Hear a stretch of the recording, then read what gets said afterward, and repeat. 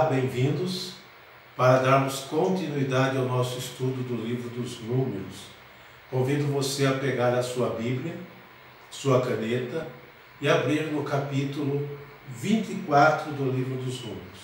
Hoje nós vamos praticamente encerrar as profecias de Balaão que começamos lá no capítulo 22, como eu disse para vocês no início.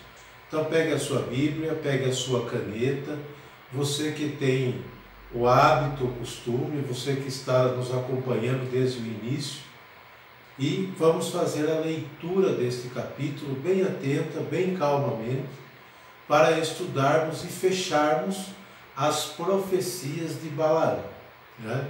Como eu já disse, iniciou lá no capítulo 22 do livro dos Números.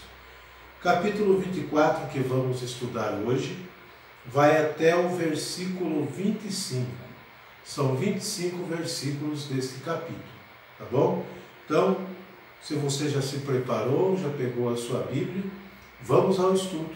Vamos começar então a leitura deste capítulo. Balaão, vendo que era do agrado do Senhor que abençoasse Israel, não foi como antes ao encontro de agouros. Voltou-se para o deserto e, levantando os olhos, viu Israel acampado nas tendas, segundo as suas tribos. O Espírito de Deus veio sobre ele e pronunciou o oráculo seguinte: oráculo de Balaão, filho de Beor, oráculo do homem que tem o olho fechado, oráculo daquele que ouve as palavras de Deus, desfruta a visão do Todo-Poderoso, e se lhe abrem os olhos quando se prostra.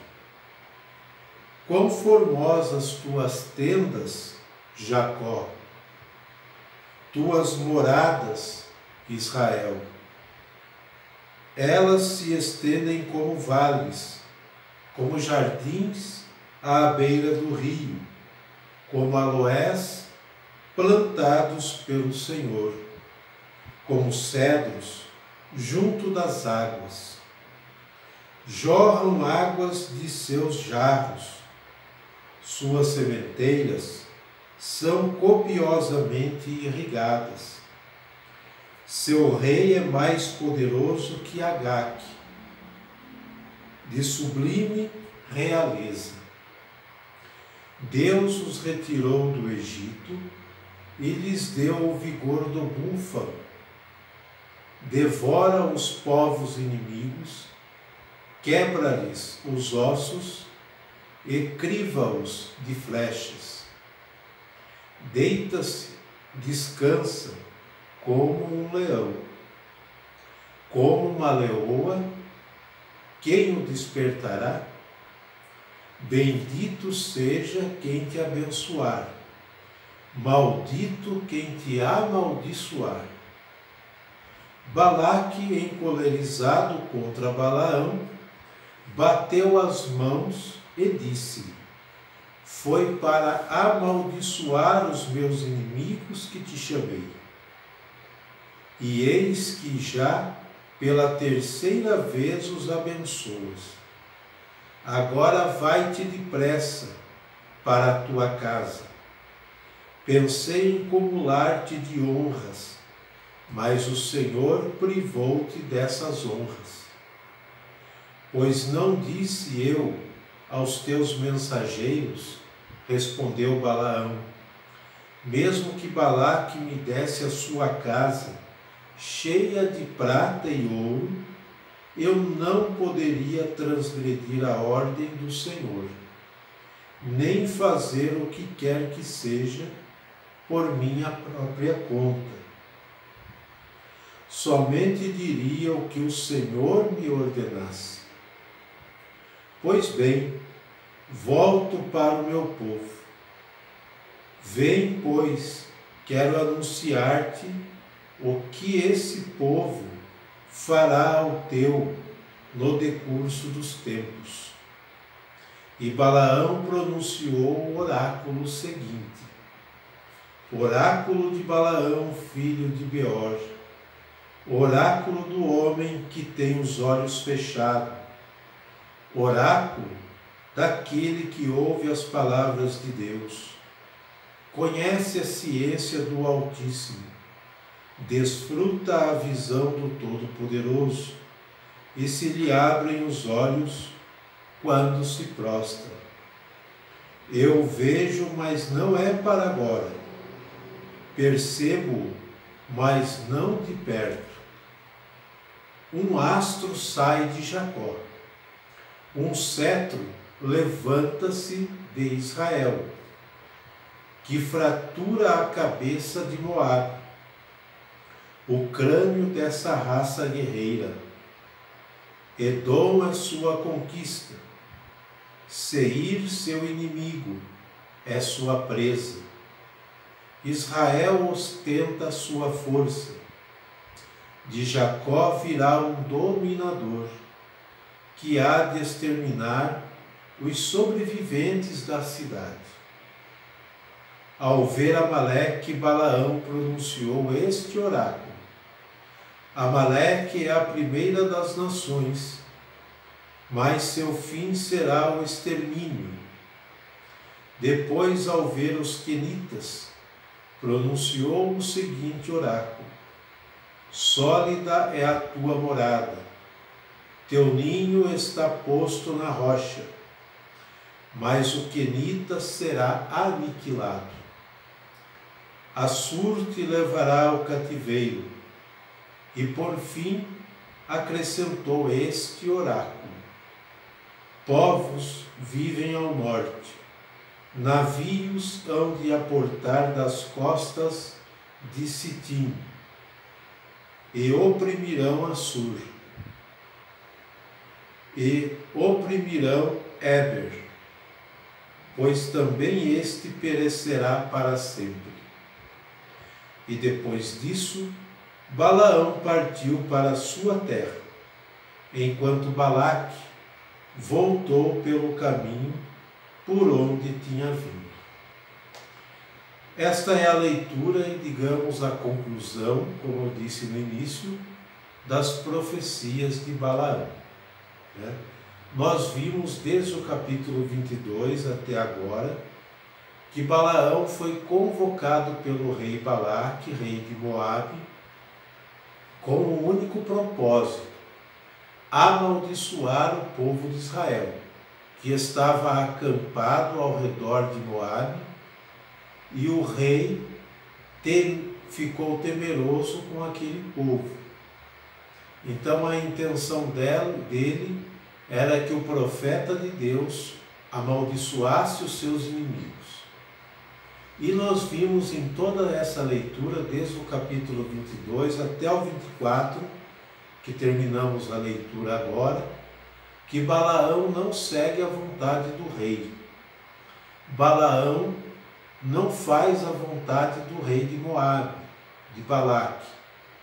Ele é profeta do Deus Altíssimo. Ele conhece a vontade de Deus. E Deus não amaldiçoa ninguém. A maldição não está em Deus, no Deus de Israel. Os inimigos do rei nada fizeram para ganhar a maldição. E por 3 vezes Balaão faz o contrário, como nós vimos nessa leitura. Ele abençoa Israel, mas não amaldiçoa, porque Deus nunca amaldiçoou. E sendo também que este povo que está acampado é um povo eleito, é um povo bendito, que já tem a bênção de Deus desde os patriarcas. É um povo portador da bênção. Então, o rei se enfurece com o profeta, ou com o vidente, como chama na leitura do livro dos Números, porque ele não faz a vontade do rei.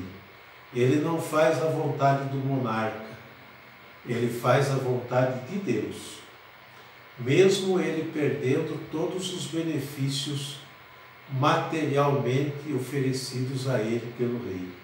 O rei queria dar ouro, prata, todas as riquezas materiais para Balaão fazer o que ele queria, mas ele é fiel a Deus. Então, como eu já disse no estudo passado, uma grande lição a gente tira disso aqui. O profeta de Deus, o homem de Deus, a mulher de Deus, não se vende. Não se vende por prata ou ouro. Não se vende por cargos. Não se vende por nada deste mundo.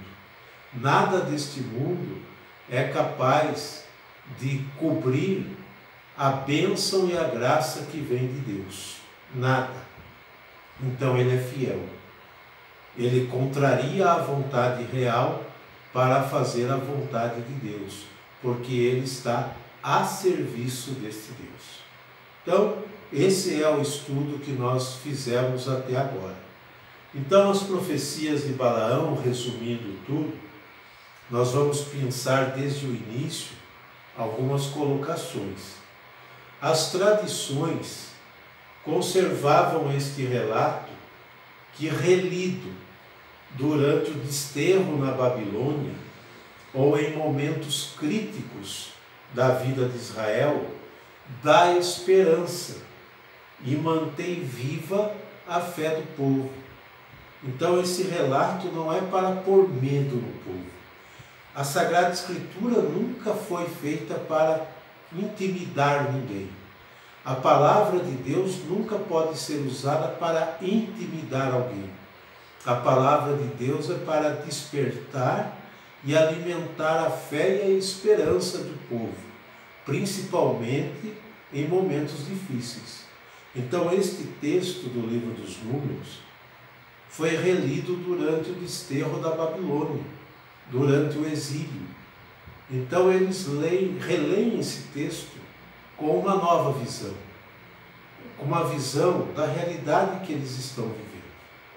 A Sagrada Escritura é para isso, é para animar a fé, aquecer o coração e fazer ficar viva, cada vez mais viva, a esperança no povo. Ok? Continuando. O rei de Moabe, vendo o avanço de Israel, sente medo e chama Balaão, um personagem respeitado e famoso, que, ao que parece, vive no território mesopotâmico, longe de Moabe. Segundo o texto, trata-se de um homem de Deus, um profeta, que, conforme as crenças daquele tempo, teria a capacidade, conforme as crenças daquele tempo, teria a capacidade de amaldiçoar ou abençoar e conseguir que sua maldição ou bênção se realizasse. Assim o povo acreditava no homem de Deus. Se ele amaldiçoasse, acontecia. Se ele abençoasse, acontecia do mesmo jeito. Eram crenças daquela época. Ok? Muito bem. O notável nessa passagem é que, apesar de se tratar de um homem de Deus, nós vimos nos relatos passados que a sua jumenta acaba tendo mais capacidade de visão e de sentir a presença divina no caminho do que ele, do que o próprio profeta, do que o próprio homem de Deus. É um relato que foi usado como uma fábula para mostrar esta diferença, né? O relato se constrói sobre uma espécie de fábula ou conto que serve para ilustrar o processo de discernimento que um personagem como Balaão precisa realizar para saber exatamente a serviço de que Deus ele está. O rei era como um Deus, a ordem dele deveria ser cumprida. Um deusinho. Então tudo isso serve para ilustrar e para mostrar a serviço de qual Deus Balaão estava. Do Deus único, do Deus de Israel, ou do rei que pensa ser um Deus. Toda essa dinâmica de leitura do texto sagrado é para mostrar isso, para fazer discernir de que lado ele está. Ok? A respeito das tentativas de Balaque para arrancar de Balaão a maldição sobre Israel, com o mesmo resultado contrário, indicam o grau de consciência que foi desenvolvendo o povo israelita entre outros povos. Então aqui está uma indicação nesses capítulos, nesses 3 capítulos, 22, 23 e 24.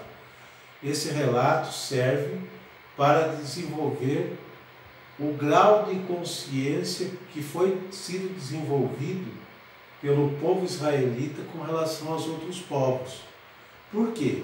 Os outros povos não merecem maldição de Deus, porque são povos de Deus também. O povo eleito tinha talvez na mentalidade até certo momento que eles eram os únicos. Os outros povos eram vistos como inimigos, porque não professavam a mesma fé, não tinham os mesmos costumes, tinham costumes pagãos de outras maneiras, mas nem por isso precisam ser amaldiçoados. Então, gente, se estes textos, esses 3 capítulos que nós estamos estudando, mostram isso para nós, que o povo vai tendo essa consciência que todos os povos são povos de Deus. Imagine nossa realidade de hoje. Nós não podemos ver aqueles que são de diferentes crenças como inimigos. Nós não podemos ver pessoas que professam outras crenças, outra fé, como inimigos, que mereçam ser malditos por isso. Não, são filhos, são povos de Deus, que talvez trilham caminhos diferentes para chegar no mesmo Deus. Quem sabe? Não é mesmo? Então esse texto mostra isso para nós também. A consciência de Israel foi sendo desenvolvida. E hoje, a nossa muito mais. Nós sabemos hoje mais do que o povo da Bíblia, porque nós temos mais o conhecimento hoje do que eles naquela época. Certo? Então, nós também precisamos desenvolver essa consciência com relação àqueles que vivem uma fé diferente da nossa. Não são pessoas más, não são de má índole, são povos de Deus também, criaturas de Deus, filhos de Deus como nós. Tá? Este foi o ponto de apoio para os momentos históricos difíceis, quando a fé e a identidade nacional estiveram a ponto de perder-se. Por muitos momentos, devido às dificuldades da vida, às provações, tudo que esse povo passou, eles chegaram ali para perder a fé. Eles chegaram ali para perder a identidade como povo. Então o texto sagrado vem para reavivar a fé, para reanimar o povo. É para isso que ele serve. Para mostrar que Deus está presente no tempo e na história, em todos os momentos da história, nos momentos bons e nos momentos ruins da história, Deus se faz presente. Claro que para quem está vivendo um momento ruim, é muito difícil, por causa da condição humana, enxergar a presença de Deus no meio da dificuldade. Mas o texto sagrado, os profetas, existem para isso. Eles vieram, foram escritos o texto para animar a fé do povo. Ok? A escola teológico-literária sacerdotal aproveita essas tradições, relembrando-as e atualizando-as. Então, a escola teológico-literária sacerdotal, ao redigir o livro dos Números, aproveita essas tradições para atualizá-la na história, no momento em que o povo está vivendo. Porque aqui nós vemos um relato de deserto. Mas quando esse texto foi escrito, o povo já estava talvez na Babilônia. O povo já estava, era uma outra geração de israelitas que já estava no exílio. Então releram a história, essa escola teológico-literária, sacerdotal, e atualizaram para o momento que o povo estava vivendo. É assim que é feito o texto sagrado. Sempre com um olhar no passado, dos limites, das frustrações e derrotas e das vitórias, e trazendo para o presente, para mostrar que Deus sempre acompanhou, sempre esteve presente na vida do povo. Tá?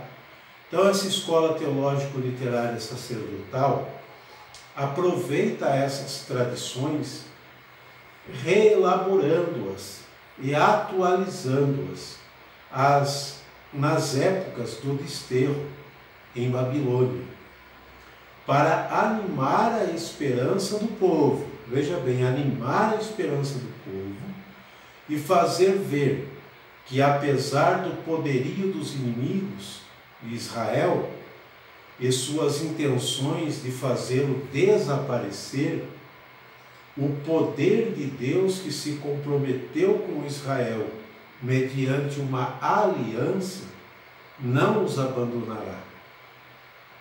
Israel tem de aprender a ser obediente.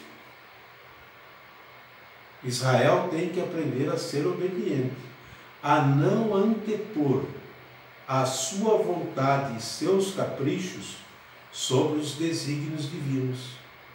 Os desígnios de Deus devem estar acima de qualquer vontade humana, deve estar acima de qualquer egoísmo, de qualquer individualismo, de qualquer vontade pessoal. O desígnio de Deus, ele deve estar acima. Israel teve que aprender isso, e nós temos que aprender assim também, a duras penas, porque como povo da Bíblia, nós também somos cabeça dura. Queremos antepor a nossa vontade à vontade de Deus. E aí a gente só fracassa. Foi assim com o povo eleito.